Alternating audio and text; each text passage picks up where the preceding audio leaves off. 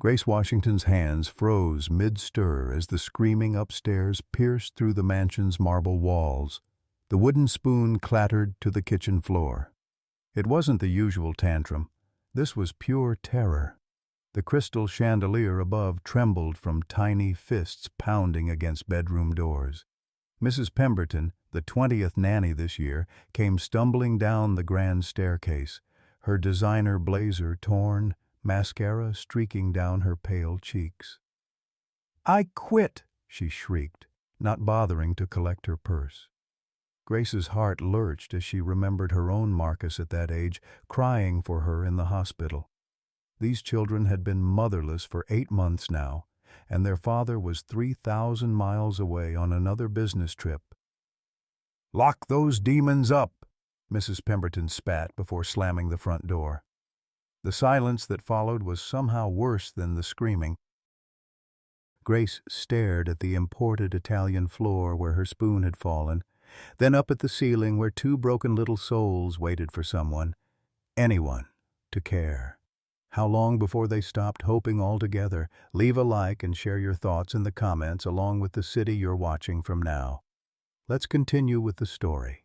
Grace climbed the spiral staircase, her worn sneakers silent against the marble steps. 20 years of cleaning houses had taught her to move like a ghost, but today she wanted these children to hear her coming. At the top of the stairs, she paused outside the master bedroom door, listening to the muffled sobs within. "Emma? Jake?" Her voice was soft, barely above a whisper. "It's Grace. Can I come in?" The crying stopped immediately, replaced by suspicious silence. Grace knew that silence. It was the same one Marcus had given the social workers who came to ask too many questions after his father left. She pressed her palm against the mahogany door, feeling the weight of abandonment radiating from the other side.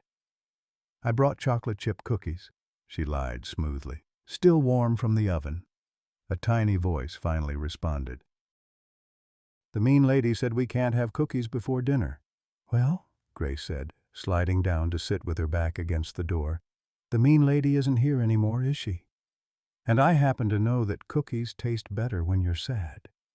It's scientific fact." She heard shuffling, then the soft click of the lock turning.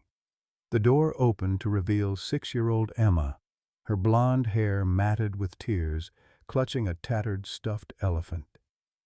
Behind her, Jake peered out with red-rimmed eyes that looked far too old for his small face.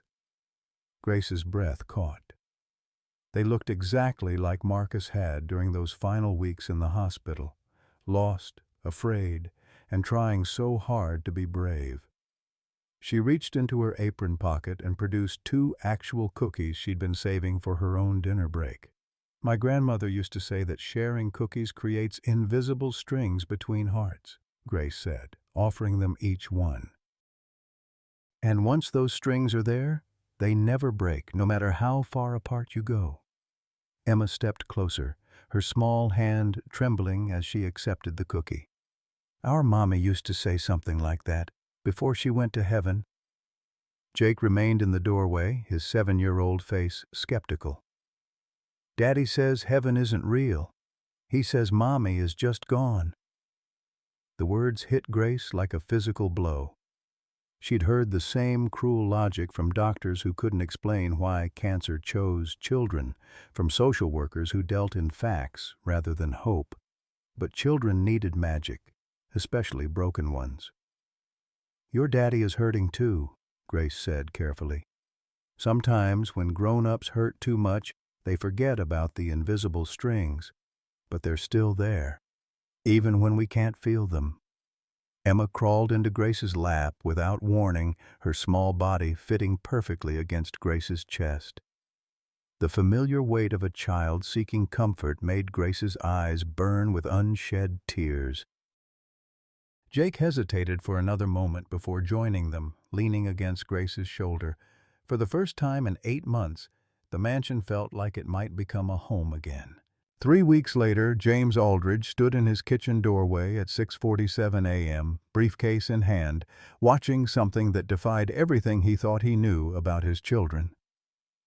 Emma was giggling, actually giggling, as Grace braided her hair into intricate patterns. Jake sat at the breakfast table, animated for the first time since Sarah's funeral, explaining the plot of his favorite cartoon to Grace, who listened with the focused attention of someone receiving classified intelligence.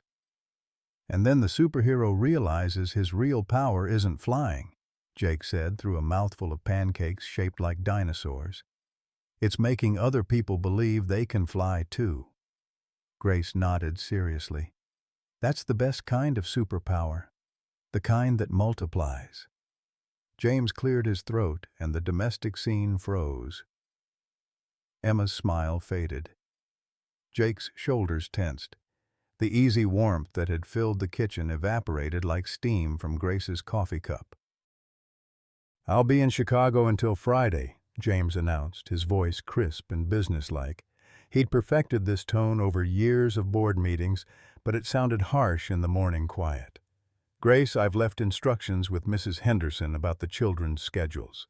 Grace stood slowly, her hands smoothing her apron, a nervous gesture James had noticed but never understood. "Yes, Mr. Aldridge." The formality cut through him like glass. For a moment he'd almost smiled, watching his children laugh. But business trips waited for no one, especially not for domestic scenes that felt too much like the family he'd lost. Emma tugged on Grace's skirt. "Will you still be here when Daddy comes back?" The question hung in the air like a challenge. Grace's dark eyes met James's across the kitchen, and he saw something there. Disappointment? Resignation? He couldn't tell, and that bothered him more than it should have. "I'll be here as long as you need me, baby girl," Grace said softly. James wanted to say something, anything to bridge the growing chasm between his old life and whatever this was becoming. Instead, he checked his watch. "The car is waiting." He kissed each child's forehead, quick, efficient touches that felt more like obligation than affection, and left without another word to Grace. But as his Tesla pulled down the circular driveway, he caught a glimpse in the rear-view mirror of Grace pulling both children into a hug that looked nothing like obligation. The flight to Chicago gave James 3 hours to bury the image, but it followed him into the boardroom like a ghost. During a presentation about quarterly projections, he found himself thinking about dinosaur pancakes. While reviewing acquisition targets, he wondered if Jake still had nightmares. The irony wasn't lost on him that he was making decisions about family-oriented products while failing his own family so spectacularly. Meanwhile, back in California, Grace was discovering that healing comes in small victories. On Tuesday, Emma ate vegetables without crying. On Wednesday, Jake slept through the night for the first time in months. By Thursday, both children were calling her Mama Grace, a title that made her heart soar and break simultaneously. She'd been Mama to Marcus for 6 beautiful years before leukemia stole him away. The doctors had been kind, but clear. Experimental treatments were expensive, insurance was complicated, and sometimes loving someone meant knowing when to let go. Grace had held her son's hand as he slipped away, whispering the same lullabies she now sang to Emma and Jake.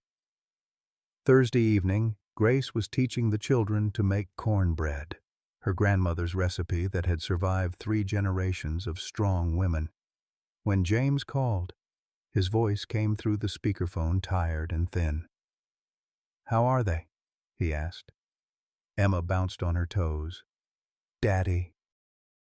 "Mama Grace is teaching us to cook, and she knows all the best bedtime stories, and she helped Jake with his math homework, and he didn't cry once." Silence stretched across the connection. When James finally spoke, his voice was strained. "Emma, Grace isn't your mama. She works for us." The words landed like a slap. Emma's face crumpled. Jake's shoulders sagged. Grace felt her chest tighten with familiar pain. The pain of loving children who weren't hers to keep. "I know that, Daddy," Emma whispered, her joy extinguished. "I just forgot." After the call ended, Grace knelt down to Emma's level. "Hey, look at me, sweetheart. Love doesn't follow rules about who belongs to who. Your heart knows what it knows. But Daddy said, your daddy is protecting his heart because it's been hurt badly," Grace explained, smoothing Emma's hair. "Sometimes when people are scared of loving again, they build walls. But walls can't stop real love. It finds a way through the cracks." That night, as Grace tucked the children into their beds, Jake grabbed her hand. "Mama Grace, are you going to leave us like the other ladies did?" Grace sat on the edge of his bed, studying his face in the glow of his nightlight. How could she promise something that wasn't hers to control? How could she explain that love didn't guarantee permanence? "Jake, I can't promise I'll be here forever," she said honestly. "But I can promise that every day I am here, I'll love you with my whole heart. And love doesn't disappear just because people have to say goodbye." She thought about Marcus, how loving him had been worth every moment of grief that followed. She thought about her own childhood, bouncing between relatives who saw her as a burden rather than a blessing. These children deserved better than promises that might break. Friday afternoon, James returned home to find his house transformed. Children's artwork covered the refrigerator. The scent of homemade soup filled the air. Emma was curled up on Grace's lap, listening to a story about a princess who saved herself. Jake was building a fort out of couch cushions, his laughter echoing through rooms that had been silent for too long. James stood in the doorway unnoticed, watching his children be children again. Grace's voice rose and fell with the rhythm of the story, painting pictures with words that made Emma's eyes shine with wonder. This was what Sarah had done, created magic out of ordinary moments. The grief hit him like a physical blow. Sarah should be here reading bedtime stories and making pancake dinosaurs. Sarah should be braiding Emma's hair and helping Jake with homework. Instead, a stranger, a black woman he barely knew, was filling the hole Sarah's death had carved in their lives. He cleared his throat and the spell broke again. "We need to talk," James said to Grace, his voice harder than he intended. The children's faces fell. They'd learned to read the signs. Daddy's business voice meant someone was leaving. Grace followed James into his study, her hands clasped behind her back to hide their trembling. The room smelled of leather and expensive cologne, a masculine sanctuary where she'd never been invited before. Floor-to-ceiling windows offered a view of the manicured gardens where Emma and Jake played on weekends, their laughter floating up like music. But tonight, the space felt like a courtroom. James closed the door with deliberate precision and turned to face her. His blue eyes, so much like Jake's, were cold and distant. Grace had seen that look before, on doctors who delivered bad news, on social workers who made life-changing decisions with clinical detachment. "This has to stop," he said without preamble. Grace's heart plummeted, but she kept her voice steady. "What has to stop, Mr. Aldridge? The children are getting too attached. Emma called you Mama on the phone yesterday. That's unacceptable." The word unacceptable hung between them like a blade. Grace thought of Emma's small hand in hers, of Jake's tentative smile when she'd helped him with his science project, of the invisible strings her grandmother had always talked about. How could love ever be unacceptable? "They're grieving children who need—" "I know what my children need," James cut her off, his voice sharp enough to draw blood. "They need stability, not false hope. They need to understand that employees are temporary." Grace flinched as if he'd struck her. Employee. That's all she was to him. Hired help who'd overstepped her bounds. But to Emma and Jake, she was the woman who chased away nightmares and made breakfast feel like celebration. To herself, she was slowly healing from the loss of Marcus by loving again. "With respect, Mr. "Aldridge, when was the last time you tucked your children into bed?" The words escaped before Grace could stop them, fueled by months of watching him interact with Emma and Jake like they were small business associates rather than his babies. James's face darkened. "How dare you question my parenting? You're the housekeeper, not their mother. Sarah was their mother, and she's gone. No one can replace her, especially not—" He stopped himself, but the unfinished sentence poisoned the air between them. Grace's grandmother had taught her to recognize that pause, the moment when someone's true thoughts almost escaped before politeness caught them. "Especially not what, Mr. Aldridge?" Grace's voice was quiet but steady. "Especially not a black woman, especially not someone from the wrong side of town who cleans houses for a living?" "That's not what I meant. Isn't it?" Grace stepped closer, her fear transforming into something fiercer. "I've been watching you for 3 months, sir. You love those children, but you're so afraid of losing them that you won't let yourself get close, and you're so afraid of replacing your wife that you won't let anyone else love them either." James's hands clenched into fists at his sides. "You don't know anything about my wife or my marriage." "I know she wouldn't want her babies to grow up thinking love is dangerous," Grace shot back. "I know she wouldn't want them to learn that caring for someone means they'll leave you, because that's what you're teaching them every time you walk away." The silence that followed was deafening. James stared at her as if seeing her for the first time, not as the quiet woman who kept his house running, but as someone with thoughts and feelings and opinions about his life. "You're fired," he said finally, his voice deadly quiet. Grace felt the words hit her chest like bullets, but she stood straighter. She'd been fired before, from the hospital where she'd worked as a nurse's aide, from 2 other housekeeping jobs where she'd dared to speak up about unfairness. But this time felt different. This time it wasn't just her livelihood at stake. "When do you want me to leave?" she asked. "Tonight. I want you gone before the children wake up." Grace nodded once, her throat too tight for words. She thought about Emma's trust, fragile as spun glass. She thought about Jake's first genuine laugh in months. She thought about the bedtime stories half finished and the Halloween costumes she'd promised to help make. "I'll pack my things," she said, turning toward the door. "Grace." James's voice stopped her. When she looked back, something had shifted in his expression. Doubt, maybe, or regret.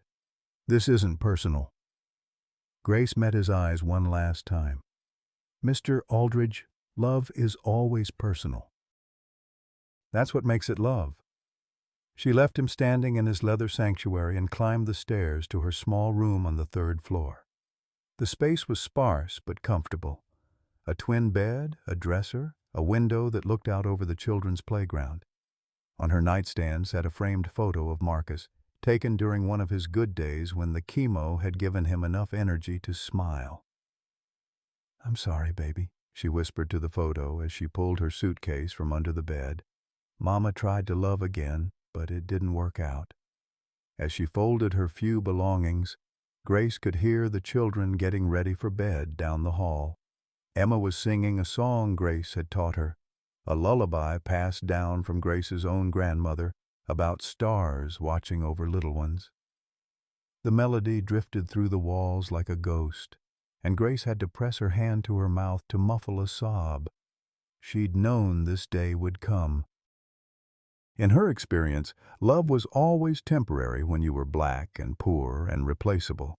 But knowing didn't make it hurt less. Knowing didn't make it easier to walk away from children who needed her. Grace zipped her suitcase closed and sat on the edge of the bed, looking around the room that had been her sanctuary for 3 months. Tomorrow another nanny would take her place. Probably someone with credentials and references and the right skin color. Someone who would keep appropriate boundaries and never let the children call her Mama. A soft knock interrupted her thoughts.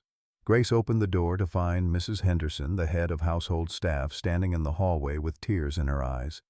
"This isn't right," the older woman said. "Those children need you." Grace managed a sad smile.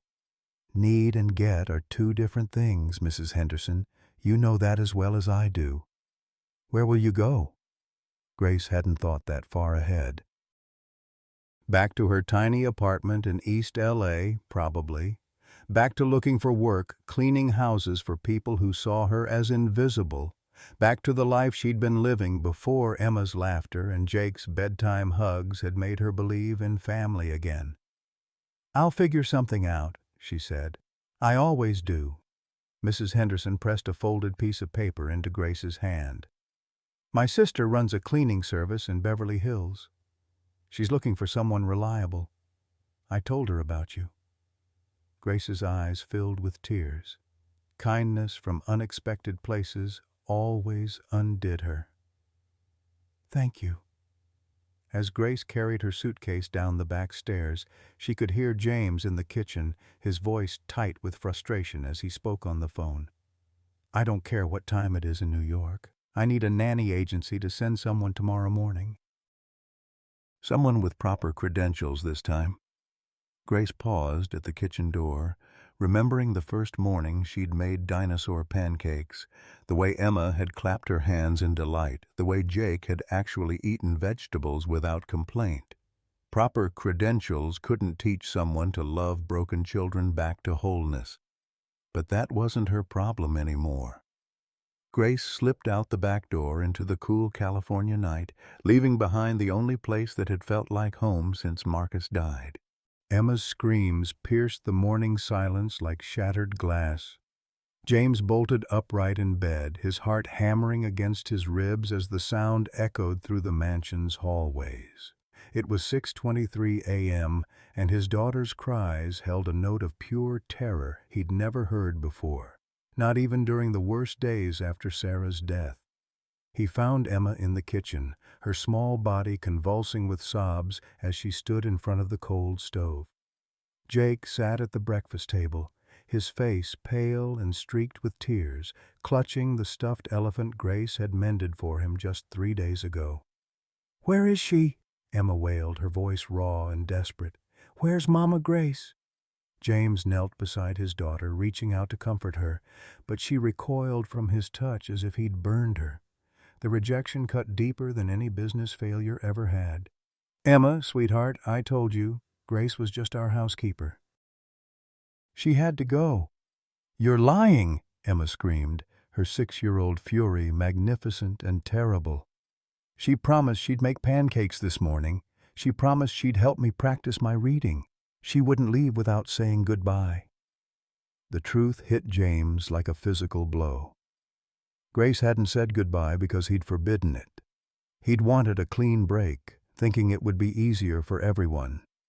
But looking at his children's devastated faces, he realized he'd made the cruelest choice possible. Jake's voice was barely a whisper. "Did we do something wrong? Is that why she left?" The question shattered what remained of James's resolve. His son, his brilliant, sensitive boy, was blaming himself for an adult's decision, just like James had blamed himself when his own father walked out 30 years ago, leaving behind only the lingering scent of disappointment and broken promises. "No, Jake, you did nothing wrong. Daddy made a mistake." Mrs. Henderson appeared in the doorway, her usual composure cracking. "Mr. Aldridge, the new nanny from the agency, is here. Ms. Victoria Ashford. She has impeccable references from Manhattan families." James looked at his sobbing children, then at the stranger waiting in his foyer, another perfectly credentialed woman who would keep appropriate boundaries and never threaten his carefully constructed walls. The thought made him sick. "Send her away," he said quietly. Mrs. Henderson blinked. "Sir?" "Pay her for the day and send her away. Cancel all future interviews." As Mrs. Henderson left to handle the dismissal, James sat heavily at the breakfast table. Emma climbed into Grace's empty chair, her small hands tracing patterns on the wood where Grace's coffee cup had always rested. The gesture was so heartbreakingly hopeful that James had to look away. "I want Mama Grace back," Emma said, her voice small and broken. "So do I," Jake whispered. James stared at his children, really looked at them for the first time in months. Emma's hair was tangled because Grace wasn't there to braid it.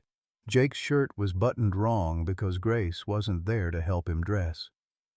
They sat like lost souls in a house that had suddenly become a mausoleum again. When had he become the kind of father who destroyed his children's happiness to protect his own fear? The answer came like a blade between his ribs. When Sarah died and left him drowning in grief, he didn't know how to process. He'd loved his wife with the intensity of a man who'd never expected to find his soulmate, and losing her had nearly destroyed him. The only way he'd survived was by building walls so high that nothing could hurt him again. But those same walls were suffocating his children. James pulled out his phone and started searching for Grace's number, then realized with growing horror that he'd never asked for it. She'd been living in his house for 3 months, caring for his children, and he'd never bothered to get her contact information because she was just the help. The casual cruelty of his own oversight made him feel sick. "Mrs. Henderson," he called. The older woman reappeared, her expression carefully neutral. "Yes, sir? I need Grace Washington's phone number and address. Now." Mrs. Henderson's eyebrows rose slightly. "I'm afraid I don't have that information, sir. The agency handled her placement, and they only provided emergency contact through them." James felt panic rising in his chest. "Then get me the agency." "Sir, it's Saturday morning. They won't be open until Monday." Monday. 2 days of his children's heartbreak while he tried to fix the mess he'd created. 2 days of Emma refusing to eat and Jake retreating into the silence that had nearly consumed him after Sarah's death. 2 days to figure out how to swallow his pride and beg forgiveness from a woman he'd treated like she was disposable. The irony wasn't lost on him that he could buy companies with a phone call but couldn't locate one woman who'd meant everything to his children. By Sunday evening, Emma had stopped eating entirely. Jake had wet the bed twice, something he hadn't done since he was 4. Both children moved through the house like ghosts, calling out for Grace in their sleep and waking up disappointed every morning when she wasn't there to greet them with dinosaur pancakes and gentle hugs. James hired a private investigator. The call came Monday afternoon while James sat in his home office, staring at quarterly reports he couldn't focus on. Detective Martinez had found Grace Washington working at a motel in East Los Angeles, cleaning rooms for minimum wage and sleeping in her car between shifts. The address hit James like a sucker punch. While his children had been crying for the woman who'd loved them unconditionally, she'd been homeless, scraping together enough money for gas and wondering where her next meal would come from. He'd destroyed more than just his children's happiness. He'd destroyed Grace's life. The drive to East LA took 45 minutes through traffic that seemed designed to mock his urgency. James had never been to this part of the city, a world of check-cashing stores and laundromats and dreams deferred by circumstance and systemic inequality. His Tesla drew stares from kids playing on broken sidewalks, a rolling symbol of wealth in a neighborhood where prosperity was measured in having enough food for dinner. He found Grace behind the Sunset Motel, hanging sheets on a clothesline that stretched between 2 rusted poles. She wore the same apron she'd worn in his kitchen, but now it was stained with industrial bleach and defeat. When she saw him approaching, her hands stilled on the wet fabric. "Mr. Aldridge?" Her voice was carefully neutral, but James caught the slight tremor underneath. "Are the children all right?" Even now, after everything he'd done to her, her first concern was for Emma and Jake. The realization made James feel smaller than he'd ever felt in his life. "No," he said honestly. "They're not all right. Emma won't eat. Jake's having nightmares. They keep asking for you." Grace's composure cracked slightly. "How did you find me?" "I hired someone. Grace, James stopped, the words he'd rehearsed during the drive suddenly inadequate. How did you apologize for destroying someone's life because of your own cowardice? I need you to come back, he said finally. Grace turned back to the clothesline, her movements mechanical. You made it very clear that my services were no longer required. I was wrong. You were protecting your family from the help who forgot her place. The quiet dignity in her voice made James flinch. That's not— Yes, it was. Grace faced him again, and James saw steel in her dark eyes. You were fine with me caring for your children, as long as I stayed invisible. The moment they started loving me back, I became a threat. The truth of her words hit him like a physical blow because she was absolutely right. James stood in the gravel parking lot of the Sunset Motel, watching Grace hang laundry with the practiced efficiency of someone who'd learned to find dignity in any honest work. The late afternoon sun cast long shadows between them, and for the first time in his privileged life, James understood what it meant to be on the wrong side of power. You're right, he said quietly. I was threatened by how much they loved you. But not for the reasons you think. Grace didn't turn around, but her hands paused on the clothespins. Then explain it to me, Mr. Aldridge, because from where I'm standing, it looks like you fired me the moment your children found someone who actually cared about their happiness. James ran his hands through his hair, a nervous gesture that would have horrified his board of directors. When Sarah was dying, she made me promise something. She said, don't let them grow up thinking love always ends in loss. And for 8 months, I've been so terrified of letting anyone get close that I've been teaching them exactly that. Grace finally turned to face him, her expression unreadable. Behind her, the motel's neon sign flickered weakly in the dying light, advertising weekly rates and color TV, like luxuries instead of basic necessities. So, you decided to prove her right by making sure they lost me too?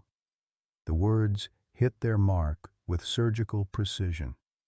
James had spent 3 days crafting apologies in his head, but none of them had prepared him for the simple truth of what he'd done. He'd taken 2 children who were learning to trust again and taught them that love was conditional, temporary, and always subject to the whims of people with power over them. I panicked, he admitted. You weren't just caring for them, you were healing them. And I was jealous. Grace's eyebrows rose slightly. Jealous of what? Of how easily they opened their hearts to you, of how naturally love came to you, of how you could do in 3 months what I haven't been able to do in 8. James's voice cracked on the last words. My own children flinch when I try to hug them, but they ran to you when they were scared. They called you Mama because you earned it, and I hated myself for not being enough. Grace studied his face with the careful attention of someone who'd learned to read between the lines of what powerful people said. She saw something there. Not just guilt, but genuine anguish. The kind of pain that came from recognizing your own failures reflected in your children's eyes. Being a parent isn't about being enough, Grace said finally. It's about showing up. Day after day, even when you're scared, even when you're failing, even when you don't know what you're doing. I haven't been showing up. No, you haven't. The brutal honesty hung between them like a challenge. James had expected her to soften the blow, to offer some reassurance that he wasn't as terrible as he felt. Instead, Grace spoke to him like an equal, someone capable of handling truth even when it hurt. Grace, I want to offer you your job back. Triple the salary, full benefits, your own apartment on the property, whatever you need. Grace laughed, but there was no humor in it. You think this is about money? Then what is it about? Grace walked over to a rusted lawn chair and sat down heavily, suddenly looking older than her 35 years. It's about being seen as human. It's about being treated like my love for your children matters, not just my ability to keep them quiet while you're away on business. James felt heat rise in his cheeks. You never asked about my day. You never asked if I had family or friends or dreams beyond cleaning your house. You never asked why I was so good with traumatized children or what qualified me to help them heal. Grace's voice remained steady, but James caught the hurt underneath. You saw me as a service, not a person. The truth of her words was undeniable. In 3 months, James had learned more about his quarterly profit margins than about the woman who was raising his children. He'd known the names of every employee in his company's New York office, but had never bothered to learn Grace's last name until he'd fired her. I lost my son to leukemia 3 years ago, Grace said quietly. Marcus was 6 years old. He loved dinosaurs and superhero movies and pancakes shaped like animals. When he died, I thought I'd never be able to love a child again without my heart breaking. James felt something cold settle in his stomach. Grace, I'm sorry. I didn't know. Because you never asked. Grace looked up at the darkening sky where the first stars were beginning to appear. But Emma and Jake taught me that love doesn't break hearts, it rebuilds them. Loving them didn't replace Marcus, it honored him. The weight of what he'd destroyed hit James like a physical blow. He'd taken a woman who'd lost her own child and given her a chance to heal by loving his children, then snatched it away the moment she became inconvenient to his emotional walls. I don't know how to do this, James said, his voice barely above a whisper. I don't know how to be the father they need. I don't know how to love them without being terrified of losing them. Grace was quiet for a long moment, studying his face in the growing darkness. You think I'm not terrified every day? You think loving Emma and Jake doesn't scare me senseless? But fear doesn't get to make our choices for us. Not when children are counting on us. A police siren wailed in the distance, reminding them both of where they were. A conversation about privilege and love happening in a neighborhood where both were rare commodities. James looked around at the broken streetlights and boarded-up windows and realized this was Grace's reality. While he worried about stock options and board meetings, she worried about having a safe place to sleep. Come back, he said again, but this time it sounded like a plea instead of a demand. Not as an employee, as family. Grace shook her head slowly. I can't go back to pretending we're just employer and employee, and you can't handle anything more than that. Then teach me how to handle it. The words surprised them both. James Aldridge, who commanded rooms full of executives and made million-dollar decisions without hesitation, was asking a homeless woman for guidance. The role reversal should have felt humiliating, but instead it felt like the first honest thing he'd said in years. Grace stood up and walked to her beat-up Honda Civic, its trunk held shut with duct tape and hope. She pulled out a small photo and handed it to James. The picture showed a beautiful little boy with Grace's warm eyes and a gap-toothed grin, wearing a Superman cape over his hospital gown. That's Marcus on his last good day, Grace said. He told me he wasn't scared of dying because he knew I'd love other kids who needed a mama. He made me promise. James stared at the photo, seeing not just a sick child, but a little boy who'd faced death with more courage than James had ever shown in facing life. I kept that promise with Emma and Jake, Grace continued, but I won't let you break it again. If I come back, things change. I'm not invisible anymore. I'm not just the help. I'm the woman who loves your children, and you respect that, or this conversation ends right here. James looked up from the photo to meet her eyes.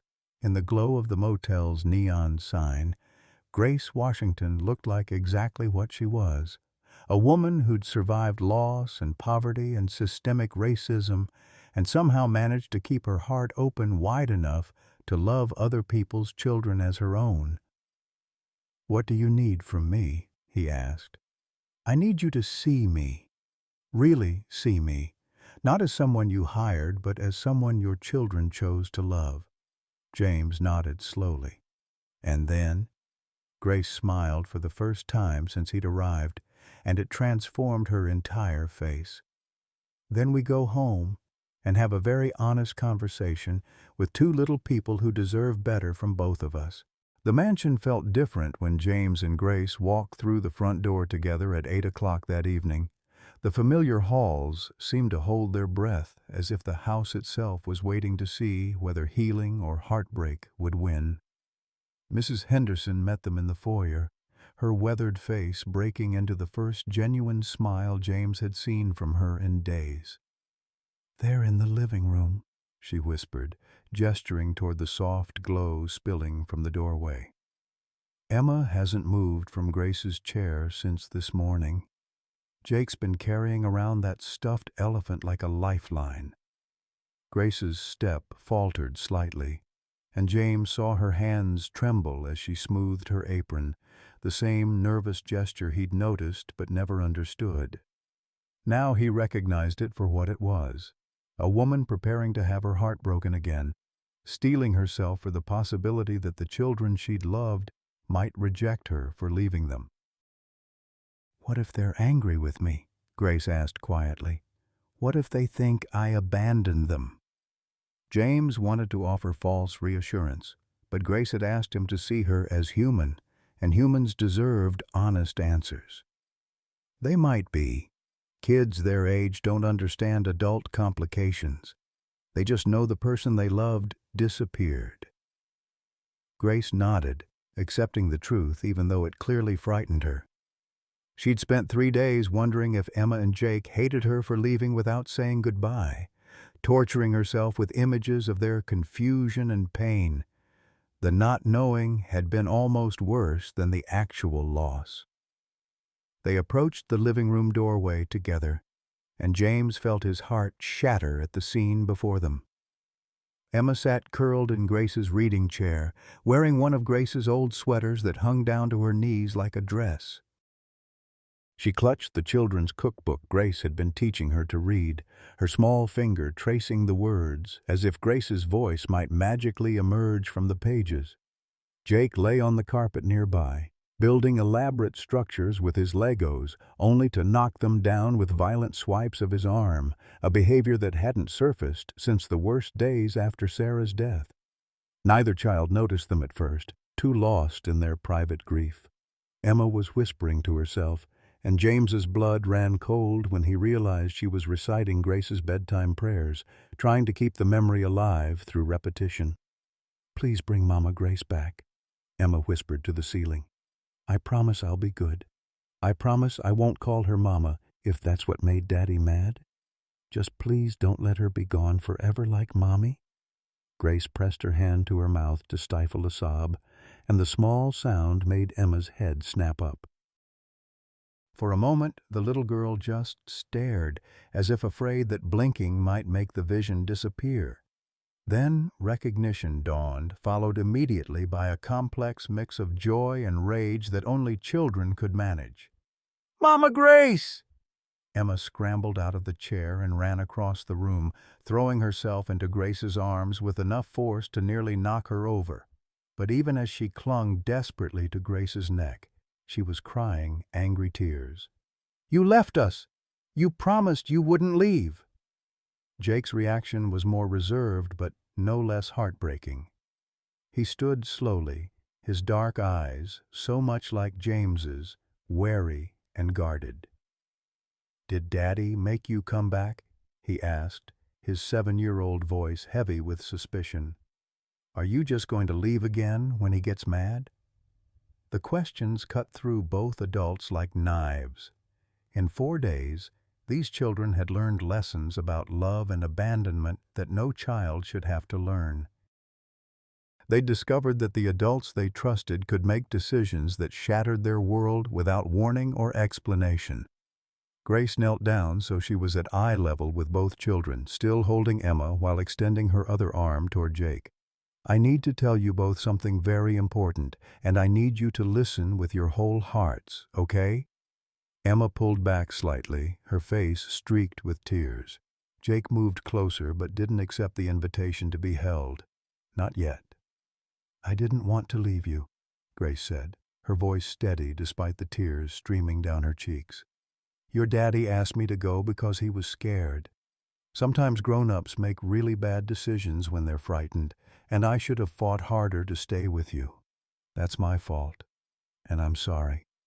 James felt the weight of his children's attention shift to him, their expressions a mixture of confusion and betrayal. He'd spent 4 days preparing for this moment, but nothing could have readied him for the sight of his son's disappointed face or his daughter's questioning eyes. "Why were you scared of Mama Grace?" Emma asked, her voice small and wounded. James sat down on the carpet, bringing himself to their level, literally and figuratively. The gesture surprised all three of them. James Aldridge didn't sit on floors. He sat in leather chairs and first-class airplane seats and the driver's seats of expensive cars. But tonight, he needed to meet his children where they were. "Because you loved her so much," James said honestly. "And I was afraid that meant you didn't love me anymore."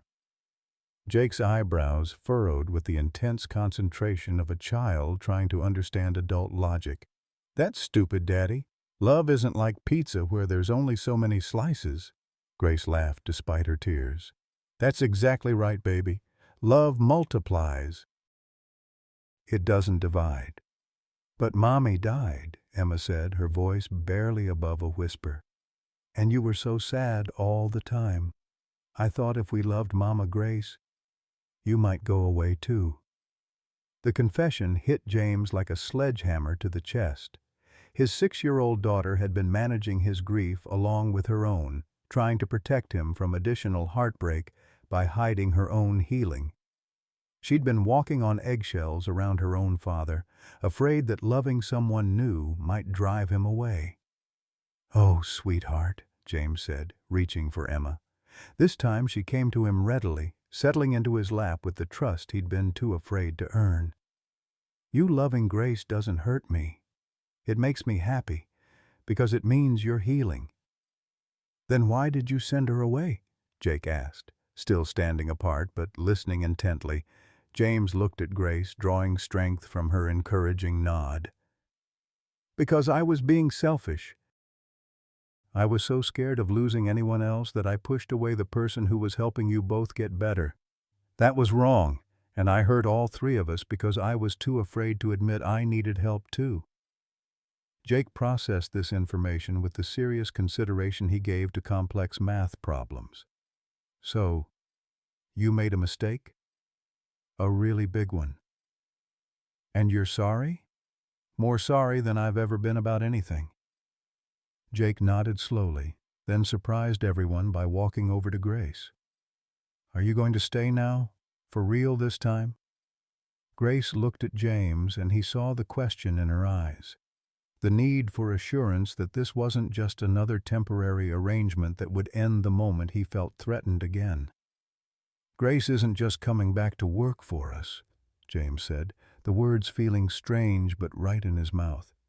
"She's coming back to be part of our family. That means she gets to help make decisions about important things, and nobody gets to ask her to leave again without everyone agreeing." Emma perked up in his lap. "Like a vote?" "Like a vote," James confirmed. "And since there are 4 of us now, 3 people have to agree before anyone goes anywhere." Jake's face lit up with the first genuine smile James had seen from him in days. "So even if you get scared again, Daddy, you can't make Mama Grace leave because me and Emma would vote no?" "That's exactly right." Grace wiped her eyes with the back of her hand, overwhelmed by the simple democracy James had just created. A system that gave her voice equal weight with his, that made her an official member of their family rather than an employee who could be dismissed at will.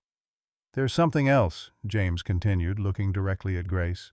"Grace has been sleeping in a motel for 4 days because I didn't give her enough notice to find a new place. That's not okay. From now on, she has her own space here that belongs to her, not just a room she uses while she works." "You mean like a real bedroom?" Emma asked excitedly.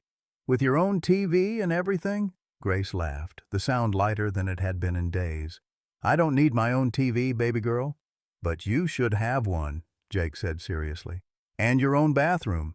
Mrs. Henderson says everyone deserves privacy." The conversation continued for another hour, with the children asking questions and the adults providing honest answers about fear and love and the difference between being employed and being family. When Emma finally yawned and rubbed her eyes, Grace stood to carry her upstairs.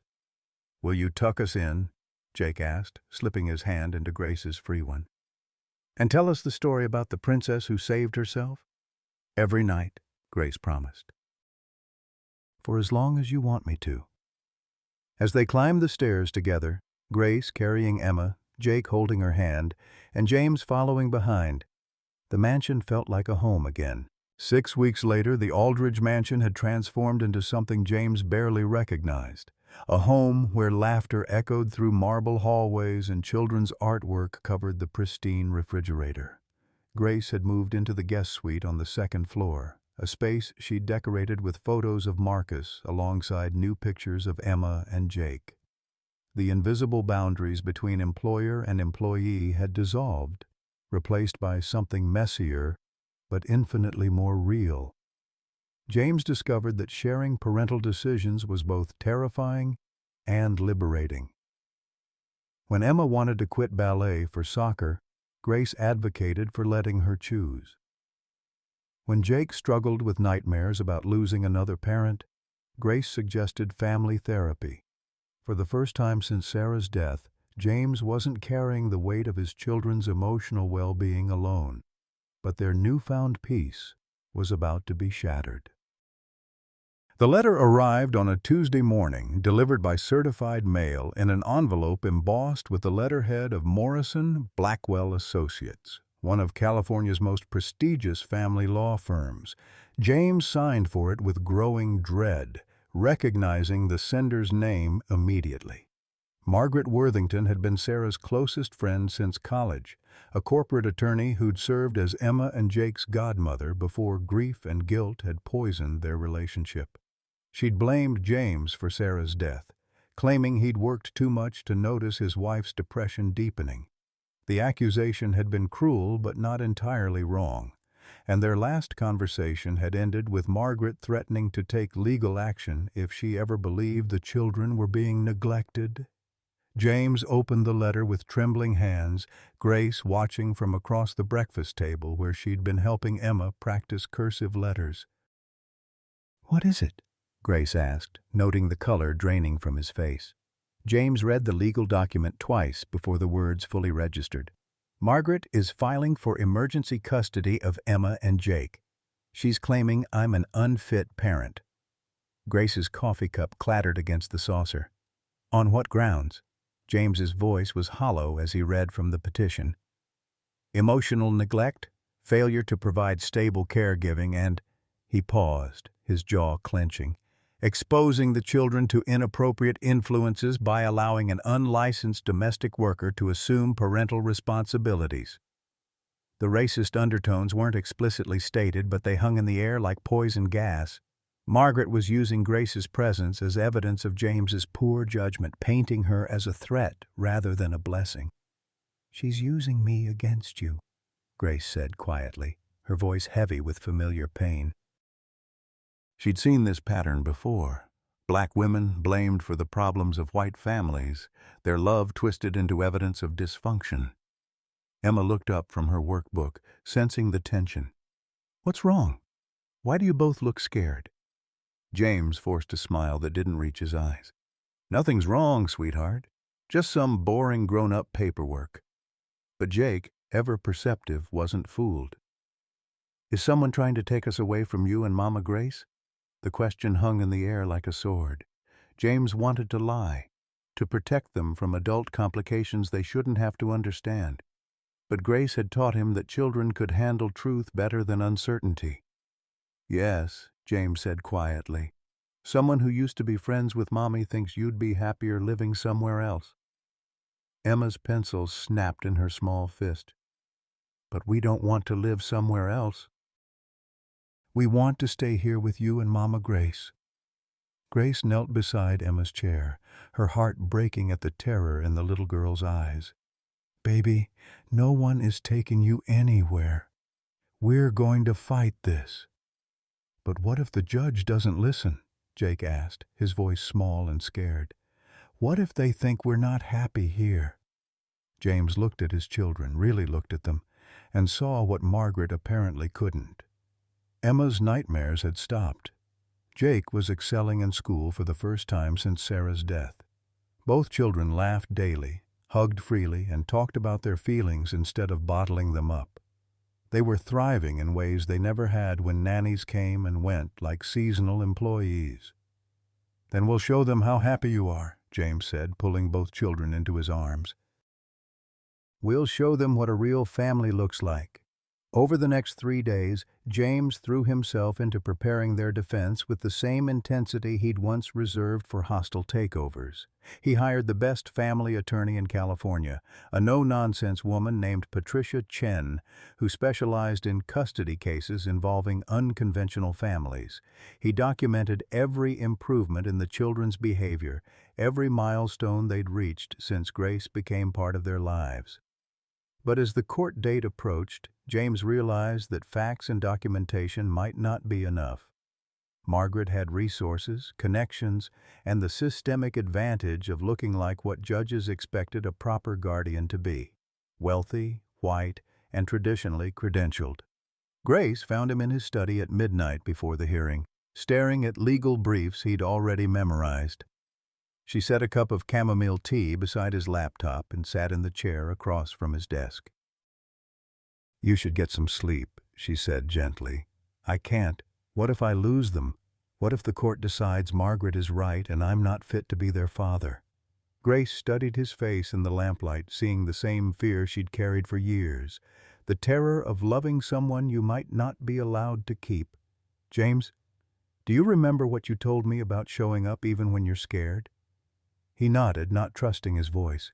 "Tomorrow, we show up. We tell the truth about what love looks like in this house, and we trust that truth is stronger than prejudice." Grace paused, then reached into her pocket and pulled out a folded piece of paper. "I wrote something for the judge, in case they need to understand who I am beyond what Margaret's lawyers have told them." James unfolded the letter and read Grace's handwritten words. "Your Honor, my name is Grace Washington. I am a woman who lost her son to cancer 3 years ago and found healing by loving 2 children who needed a mother's care. I am not licensed by the state to provide child care, but I am certified by Heartbreak to recognize when children are drowning in grief. I have watched Emma Aldridge transform from a little girl who cried herself to sleep every night into a confident child who dreams about becoming a doctor like her mommy. I have watched Jake Aldridge change from a boy who hid his emotions behind anger into a young man who talks about his feelings and helps other kids when they're sad. These children are not my biological offspring, but they are my heart. They call me Mama Grace, not because I told them to, but because they chose to. Love chose us for each other, and I humbly ask this court not to punish children for having the courage to love again." James felt tears burning his eyes as he finished reading. "Grace, this is beautiful, but what if it's not enough? What if they see your lack of formal credentials as proof that I'm irresponsible?" Grace met his gaze steadily. "Then we'll cross that bridge when we come to it. But James, I need you to promise me something. Anything. If the court decides that my presence here hurts your case, if they think you'd have a better chance of keeping Emma and Jake without me," Grace's voice caught slightly, "I need you to promise you'll choose them over me." The request hit James like a physical blow. "Grace, no. We're a family now. I'm not sacrificing you to save myself. You're not sacrificing me for yourself. You'd be choosing what's best for your children. And if loving them means I have to step aside, then that's what love looks like." James stared at her across the desk, overwhelmed by the depth of her selflessness. Grace was prepared to give up the family that had healed her broken heart if it meant protecting the children she'd learned to love as her own. The offer was both heartbreaking and beautiful, the ultimate expression of maternal love. "It won't come to that," James said firmly. "We're going to win this together." Grace smiled sadly. "I hope you're right. But if you're wrong, promise me you'll choose them." James reached across the desk and took her hands in his. "I promise. But Grace, I also promise I'm going to fight like hell to make sure I never have to make that choice." As they sat together in the lamplight, both preparing for a battle that could destroy the family they'd built from the ashes of loss, neither of them could have imagined the revelation that would change everything, or the enemy hiding in plain sight. The Los Angeles County Family Court building loomed like a fortress of marble and glass, its imposing columns designed to intimidate rather than welcome. Grace walked between James and attorney Patricia Chen, her heels clicking against polished floors that reflected the morning sunlight streaming through towering windows. She'd chosen her outfit carefully, a navy blue dress that was professional but not pretentious, modest but not submissive. Everything about today would be scrutinized, from her posture to her word choices to the way she looked at the children she'd come to love as her own. Emma and Jake sat in the hallway with Mrs. Henderson, who'd volunteered to watch them during the proceedings. Both children had hugged Grace fiercely before she entered the courtroom, whispering promises to be good and asking her to come home with them. The weight of their trust felt heavier than any responsibility Grace had ever carried. Inside courtroom 304, Margaret Worthington sat at the plaintiff's table with her legal team, 3 attorneys in expensive suits who looked like they'd stepped out of a corporate boardroom. Margaret herself was perfectly composed, her silver hair styled in a conservative chignon, her black Chanel suit conveying both grief and authority. She looked like exactly what she was, a successful white woman who'd convinced herself she was saving children from an inappropriate situation. When Margaret's eyes met Grace's across the courtroom, Grace saw something that chilled her to the bone. Not just prejudice, but personal hatred. This wasn't about protecting Emma and Jake. This was about something deeper and more destructive. Judge Patricia Reeves entered with the measured dignity of someone who'd spent 20 years making decisions that shaped children's lives. An African-American woman in her 50s, she commanded immediate respect from everyone in the room. Grace felt a flicker of hope. Surely a black judge would see through the racist undertones of Margaret's petition. But as the hearing began, Grace realized that Judge Reeves's identity might actually work against them. A black judge would have to be twice as careful about appearing impartial, especially in a case where race was an unspoken but central issue. Margaret's lead attorney, a sharp-faced man named Robert Daniels, opened with surgical precision. "Your Honor, this case is about the welfare of 2 grieving children whose father has abdicated his parental responsibilities to an unqualified domestic worker. Emma and Jake Aldridge have suffered enough loss. They deserve stability, not experimental caregiving arrangements that prioritize Mr. Aldridge's convenience over their emotional needs." Grace felt each word like a small blade. The attorney painted her as a convenience rather than a choice, reducing months of love and healing to a business transaction gone wrong. Daniels continued his assault. "Ms. Washington has no formal training in child care, no background in child psychology, and no legal relationship to these children. Yet Mr. Aldridge has allowed her to assume maternal authority over traumatized minors. This arrangement would be inappropriate regardless of Mrs. Washington's race or background. It's simply not in the children's best interests." The disclaimer about race felt like gasoline on a fire. By mentioning it, only to dismiss it, the attorney had planted the seed in everyone's mind while maintaining plausible deniability. Patricia Chen rose for their opening statement, her voice calm but firm. "Your Honor, this case is about love conquering prejudice." Emma and Jake Aldridge were drowning in grief until Grace Washington threw them a lifeline. Since her arrival, both children have thrived academically, emotionally, and socially. Their father hasn't abdicated responsibility. He's learned to share it with someone who complements his parenting rather than replacing it. Chen gestured toward James. Mr. Aldridge admits he made mistakes in the past. He was so consumed by his own grief that he struggled to meet his children's emotional needs. But recognizing those limitations and seeking help isn't a sign of failure. It's a sign of wisdom. Margaret took the stand first, her testimony delivered with the polished confidence of someone accustomed to courtrooms. She painted a picture of James as an absent father who'd essentially hired a replacement mother rather than dealing with his own emotional unavailability. Sarah would be heartbroken to see her children calling another woman Mama, Margaret said, her voice breaking with practiced emotion. These children need professional therapy and qualified childcare, not attachment to someone who could disappear from their lives at any moment. Grace watched the judge's face carefully, trying to read her reaction. Judge Reeves maintained professional neutrality, but Grace caught the slight tightening around her eyes when Margaret emphasized the word mama, as if a black woman claiming maternal authority was inherently suspect. When Patricia Chen cross-examined Margaret, the real motivations began to emerge. Ms. Worthington, when did you last spend time with Emma and Jake before filing this petition? Margaret shifted uncomfortably. I visited them several times after Sarah's death, but Mr. Aldridge made it clear I wasn't welcome. Why do you think that was? Because I questioned his parenting decisions, including his decision to hire Ms. Washington? Among other things, yes. Chen moved closer to the witness stand.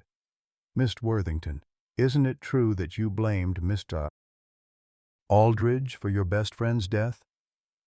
Margaret's composure cracked slightly. Sarah died of complications from depression. If James had been more attentive to her mental health. So you hold Mr. Aldridge responsible for his wife's suicide? Objection, Daniel shouted. Relevance? Judge Reeves sustained the objection, but the damage was done. The courtroom had heard what everyone needed to know.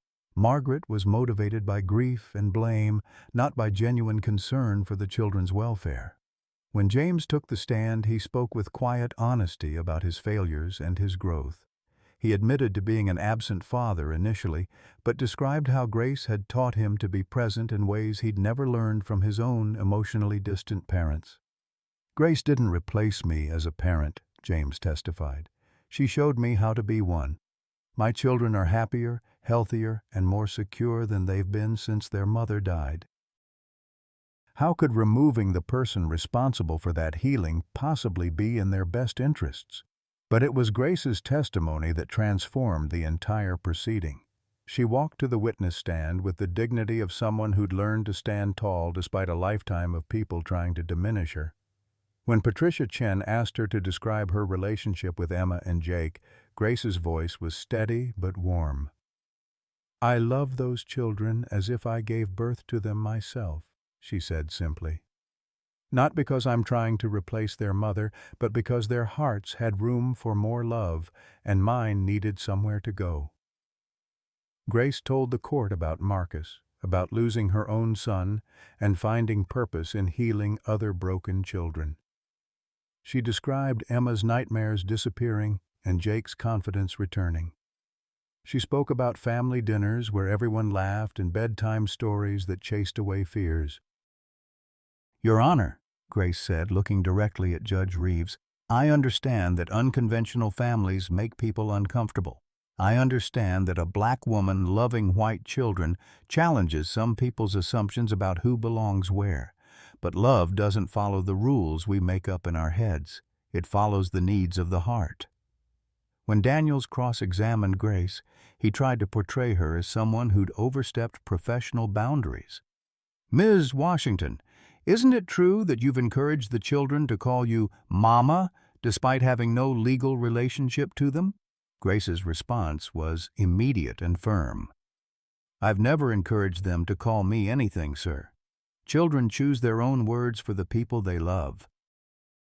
Emma and Jake chose to call me Mama Grace because that's what I became to them, not by design but by necessity.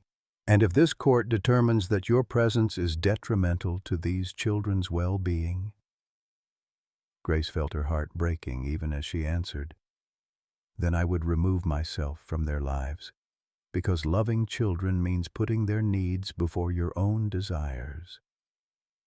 The courtroom fell silent. Grace had just admitted she would sacrifice her own happiness for Emma and Jake's welfare, the ultimate expression of maternal love. Judge Reeves called a recess before closing arguments, and Grace found herself alone with Margaret in the courthouse bathroom. The confrontation that followed would reveal the true depths of hatred driving this custody battle. "You think you're so noble?" Margaret hissed, her polished facade finally cracking.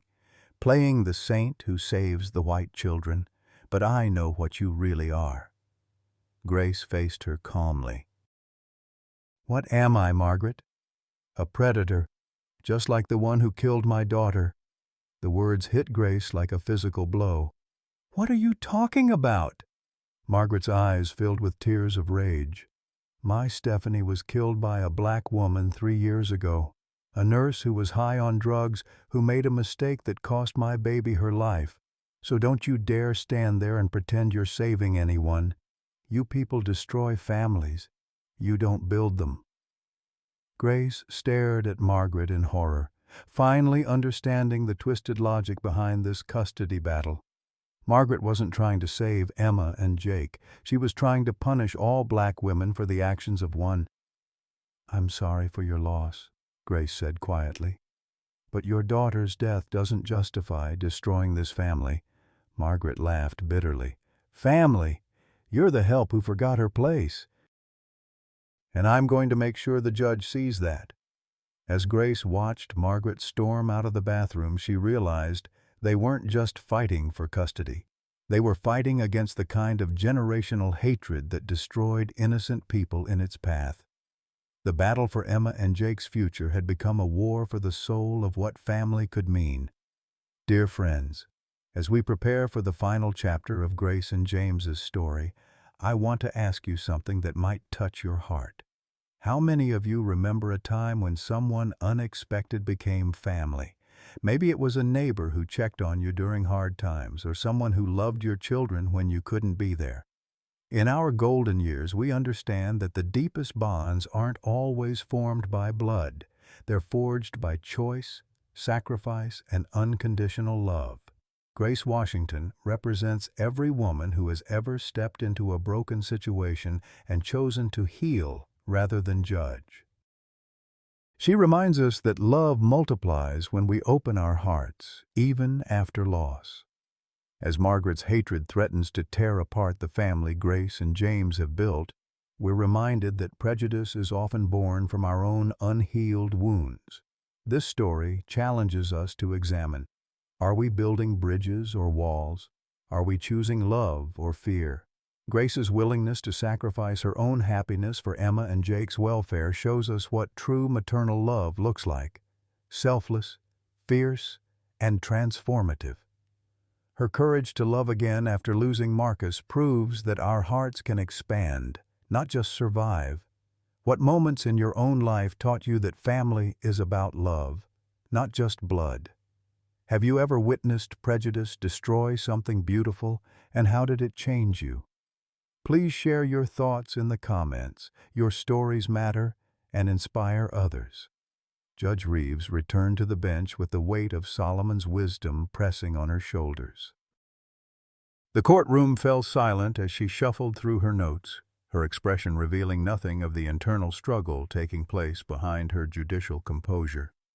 Grace sat perfectly still, her hands folded in her lap, while James gripped the edge of the table so tightly his knuckles had turned white. "This case," Judge Reeves began, her voice carrying the authority of someone who'd seen every permutation of human dysfunction play out in family court, presents the court with a fundamental question about the nature of family and the best interests of children who have already endured profound loss. Grace felt her stomach drop. The formal tone suggested bad news was coming, wrapped in legal language that would make the devastation somehow more palatable. Miss Worthington's concerns about unconventional caregiving arrangements are not without merit, the judge continued, and Margaret straightened in her chair with barely concealed triumph. The court has a responsibility to ensure that children receive appropriate care from qualified individuals. Patricia Chen reached over and squeezed Grace's hand under the table, a gesture meant to provide comfort, but which only emphasized how dire their situation had become. Grace thought about Emma and Jake waiting in the hallway, probably wondering why the adults who loved them were taking so long to sort out something as simple as staying together. However, Judge Reeves said, and that single word changed the entire trajectory of the room's energy, the court must also consider the actual welfare of the children in question, not theoretical concerns about propriety or conventional arrangements. Grace dared to breathe again. The evidence presented shows that Emma and Jake Aldridge have thrived under their current living situation.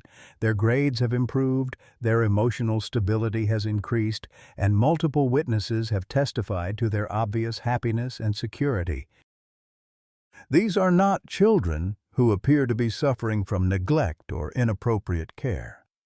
Margaret's face was turning an alarming shade of red, her carefully constructed composure beginning to crack as the judge's words made it clear which way the decision was leaning. Furthermore, Judge Reeves continued, her voice taking on a sharper edge, the court cannot ignore the underlying motivations driving this custody petition. Ms. Worthington's cross-examination revealed that her concerns are rooted not in the children's current well-being, but in personal grief and, frankly, prejudicial assumptions about who is qualified to love these children. The words hit Margaret like physical blows. She started to stand, probably to object, but her attorney pulled her back down with a firm hand on her shoulder. The court finds that Mr. Aldridge has not abdicated his parental responsibilities. Rather, he has demonstrated growth and wisdom by creating a supportive environment that serves his children's needs. Ms. Washington's lack of formal credentials is far outweighed by the tangible results of her care and the children's obvious attachment to her. Grace felt tears streaming down her cheeks, but she couldn't bring herself to wipe them away. After months of being told she wasn't qualified, wasn't appropriate, wasn't enough, a judge was publicly declaring that love and results mattered more than credentials and conventions. Therefore, Judge Reeves said, her voice ringing with finality, Ms. Worthington's petition for emergency custody is denied. Emma and Jake Aldridge will remain in their father's care, with Ms. Washington continuing in her role as their caregiver. The gavel's bang echoed through the courtroom like a gunshot, and Grace finally allowed herself to collapse against James's shoulder. They'd won. The family they'd built from grief and hope and sheer determination would survive the legal challenge that had threatened to tear it apart. But Margaret wasn't finished.